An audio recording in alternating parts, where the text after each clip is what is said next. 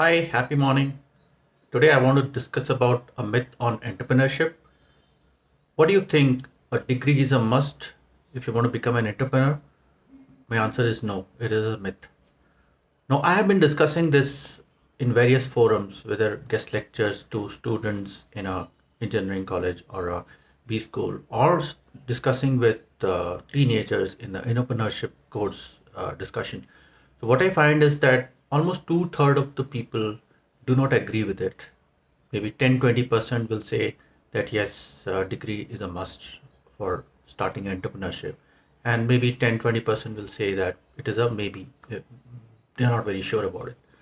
Now, if you look at some of the historical facts, like in Indian context, if you talk about Dhirubhai Ambani, who was just a matriculate, or maybe the owner of Pan Prarag, who started Pan Prarag selling on a bicycle, he just started his business at a tender age of 16, Mansukhbhai Kothari.